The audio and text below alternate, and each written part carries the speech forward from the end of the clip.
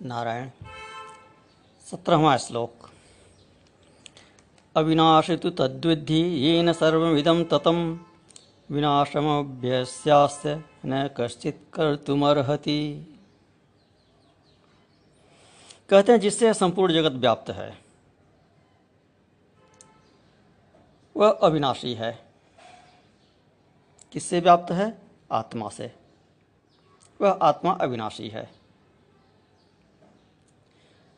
उसी के द्वारा यह सारा विस्तार किया गया है और वही इस सब में व्याप्त है। उपनिषद वचन है तत्सृष्ट्वा तदानुप्राविशत, कि वह इस जगत की रचना करके और स्वयं इस जगत में प्रविष्ट हो गया। तो वह अविनाशी है और उस अविनाशी का विनाश करने में कोई भी समर्थ नहीं है। उसका नाश नहीं हो सकता। तो अविनाशी संसार में किस प्रकार से व्याप्त है? उसी प्रकार से जैसे चीनी का खिलौना चीनी से व्याप्त होता है। खिलौना केवल दिखाई दे रहा है, मधुरता उसमें चीनी की है। खिलौने का स्वरूप चाहे जो हो, लेकिन है वह चीनी ही। अथवा घड़े में जैसे मिट्टी, चाहे जिस आकार का घड़ा बने, है वह मिट्टी ही। तो इसी प्रकार वह व्याप्त है। अथवा तीसरा उदाहरण ले लें, सरोवर में तरंग का। तरंग के रूप में विभिन्न आकृतियां दिखाई देती हैं, किंतु है वह केवल जल ही। तो इस प्रकार संपूर्ण जगत प्रपंच रूप से इस आत्मा का ही विस्तार दिखाई पड़ता है।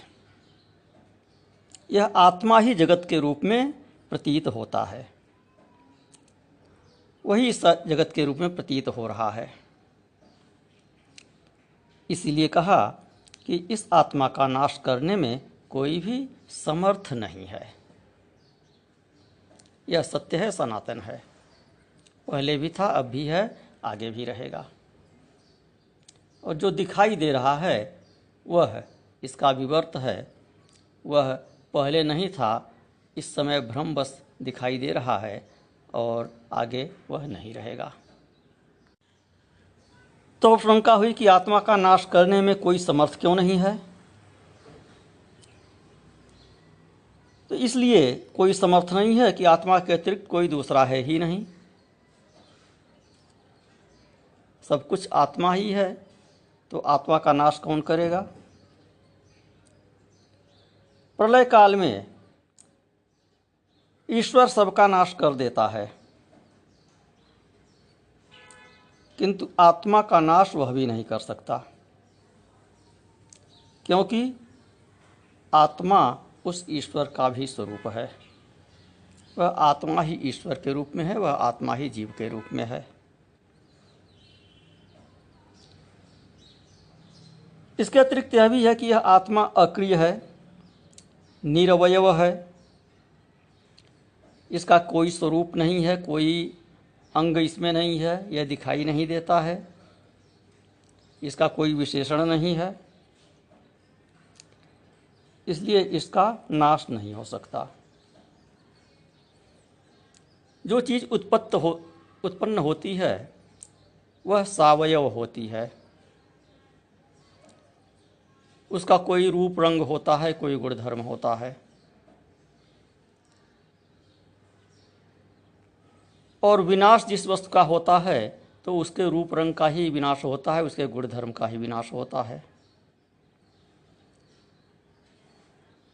जिसका कोई अंग ही नहीं, जिसका कोई गुण धर्म ही नहीं, उसका विनाश कैसे होगा? तो आत्मा निर्गुण है, निराकार है, निरवयव है, तो इसका विनाश हो ही नहीं सकता। तो इस प्रकार से सामान्य मनुष्य को, प्राणी को, जीव की कौन कहे, ईश्वर भी इस आत्मा का विनाश करने में समर्थ नहीं है। इसलिए इस आत्मा को ही जानना चाहिए। जो इस आत्मा को जान गया वह अमर हो गया, अविनाशी हो गया। यहाँ येन सर्वमिदं ततं कहा, जिसके द्वारा यह सब विस्तार किया गया है, जिससे यह सब व्याप्त है।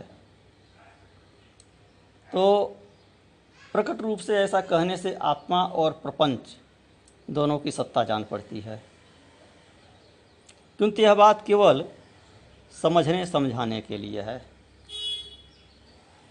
प्रपंच की सत्ता है ही नहीं।